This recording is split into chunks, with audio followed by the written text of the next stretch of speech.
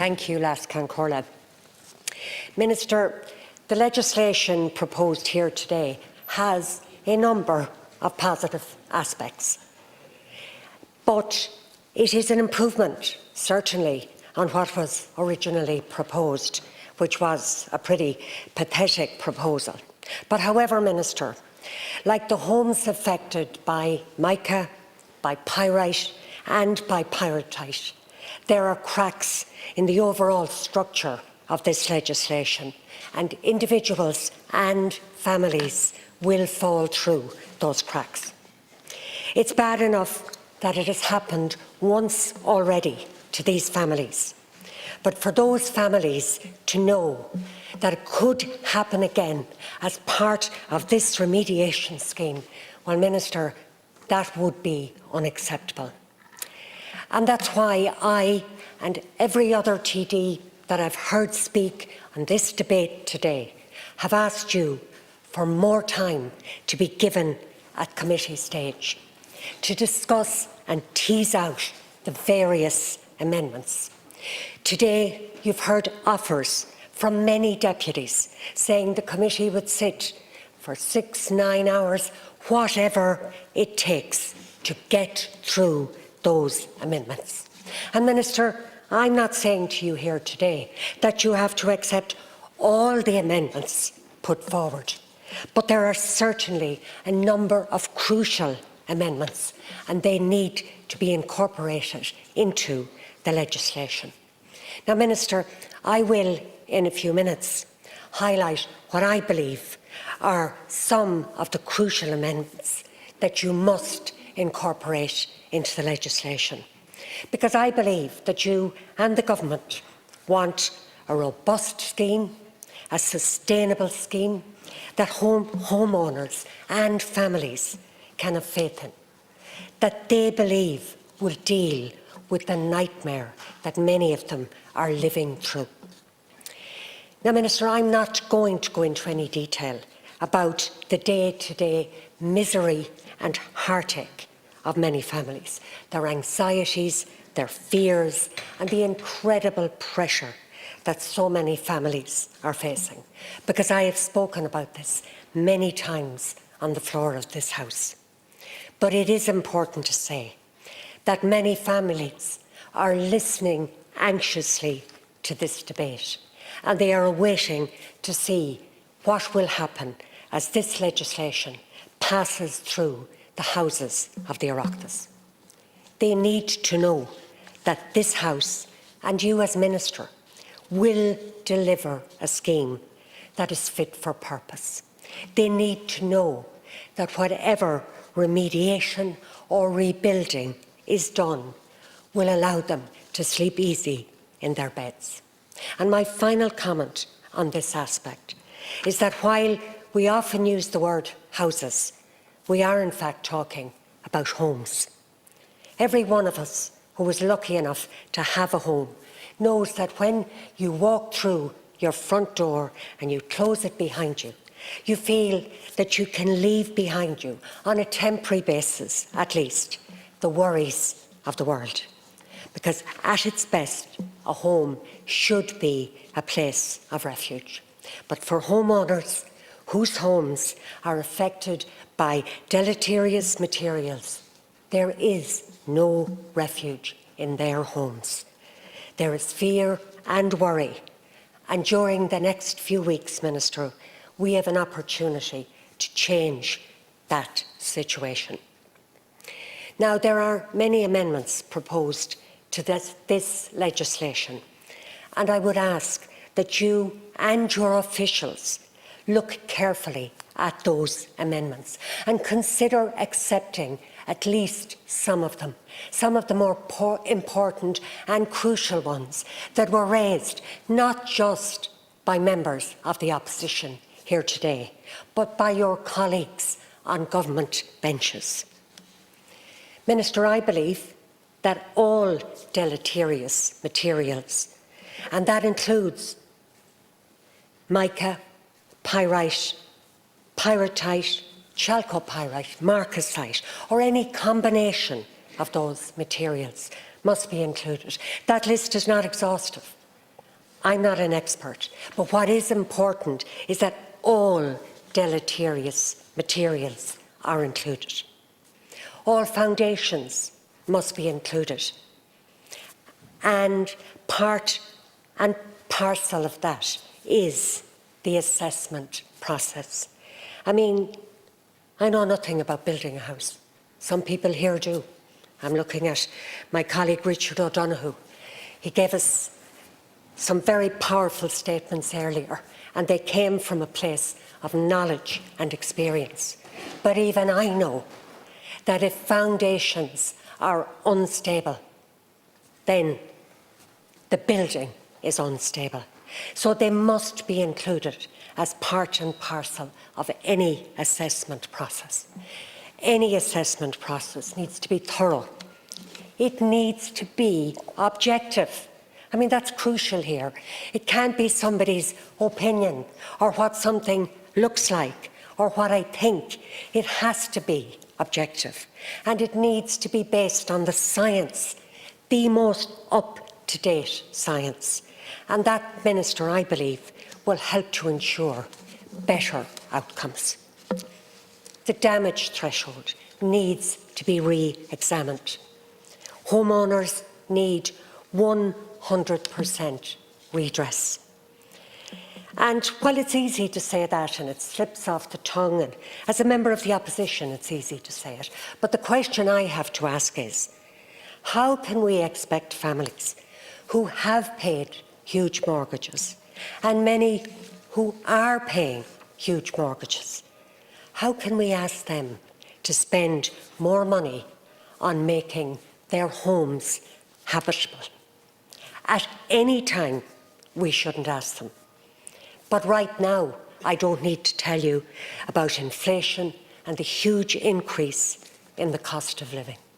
And that casts a further shadow on all of those families who are concerned that the amounts of money they will get will leave them short tens of thousands of euro.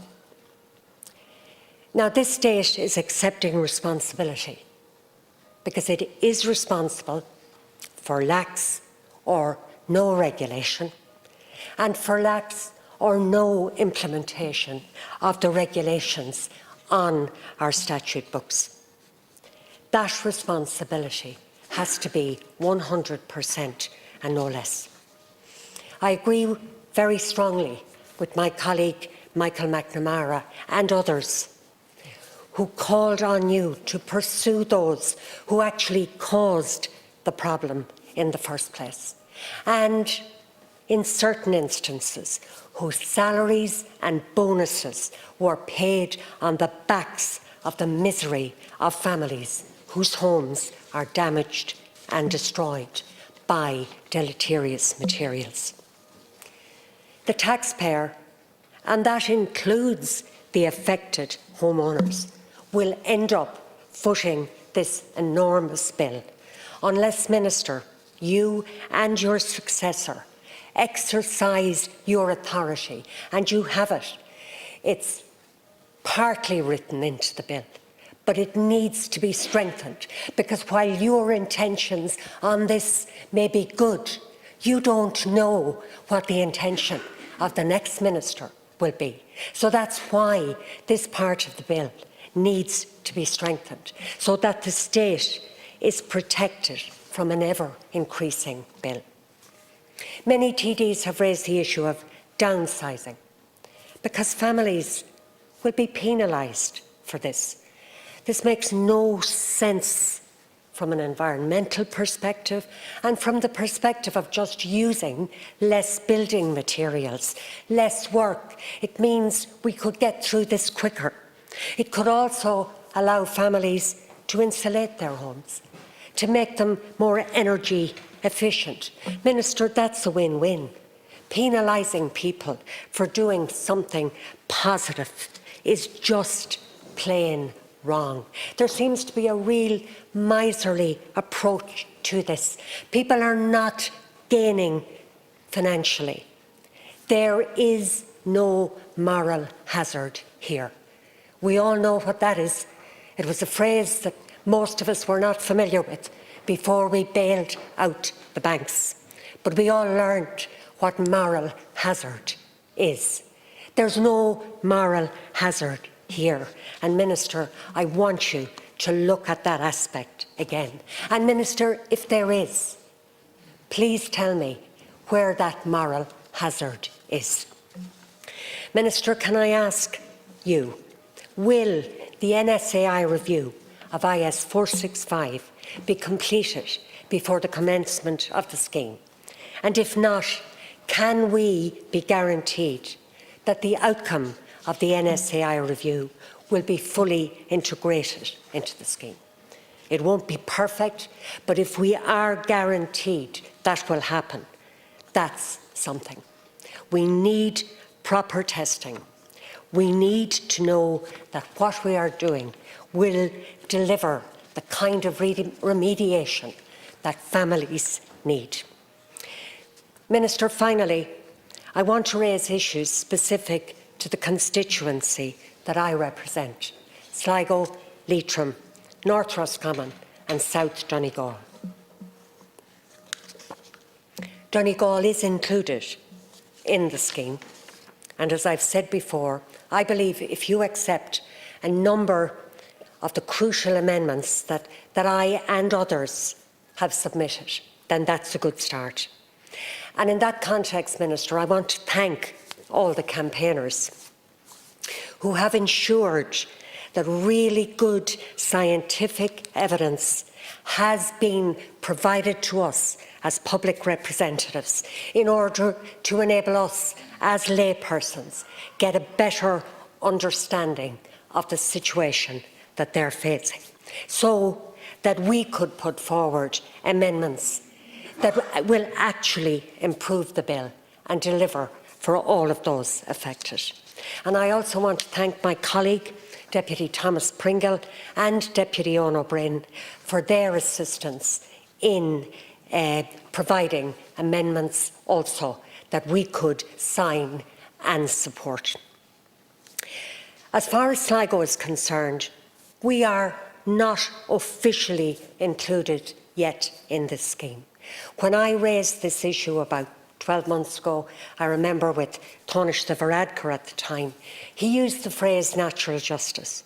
And I believe that that may be the case. But people are still worried and people are still anxious. I met some campaigners from Sligo outside Leinster House today, as I have met campaigners from many counties over many, many months. Minister, their hearts are broken. But in truth, and this is important, many of them still hope that we might get it right. Now, when I asked Minister O'Brien recently about the inclusion of Sligo, I received a response from him about 2 weeks ago, and he spoke of the good cooperation with Sligo Local Authority and of the really good work going on. And as I said, I believe from the perspective of natural justice, we will be included. But Minister, you and I are aware there's huge responsibility on local authorities. Now, I've asked on many occasions, and I've written to the Minister about it, that more support and resources must be provided to local authorities. Local authorities have a lot of expertise, but this is a new area. So my question to you, Ministers, are you supporting local authorities? Are you giving them the kind of resources that they need now and on an ongoing basis so that they can represent all the homeowners in their area? Are you making it easy or even a little bit easier for them to present their case? I've also written, Minister, to Leitrim County Council asking about the situation there, because I have received emails, not many, one or two, from people who have concerns about homes in certain parts of County Leitrim, in particular in the north of the county. Leitrim County Council informed me that up to now they have not been alerted to deleterious materials in homes in Leitrim.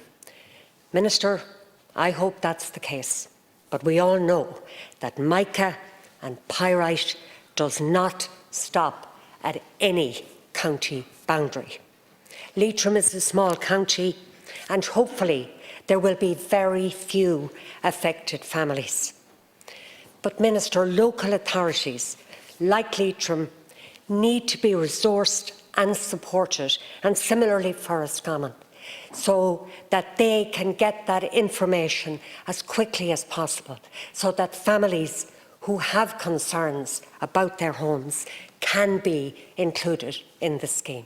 And when you're a local authority in a small county, you have fewer resources and less expertise. I mean, that's just simply the reality of it.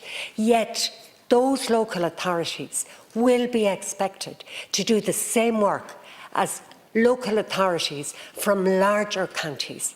And there's something inherently unfair and unjust about that.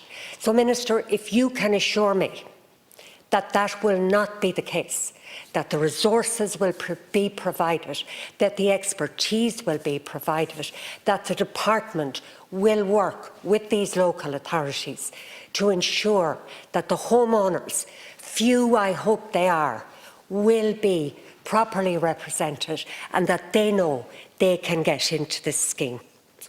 Finally, Minister, I've said it before and I'll just say it once again. In the next few weeks, you can get this right.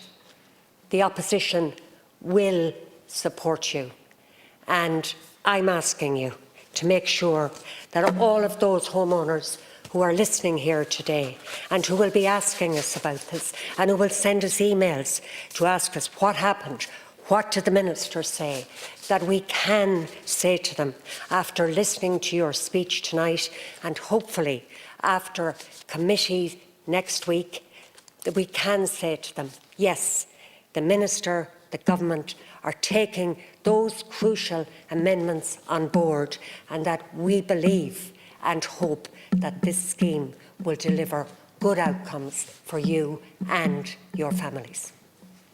Thank you.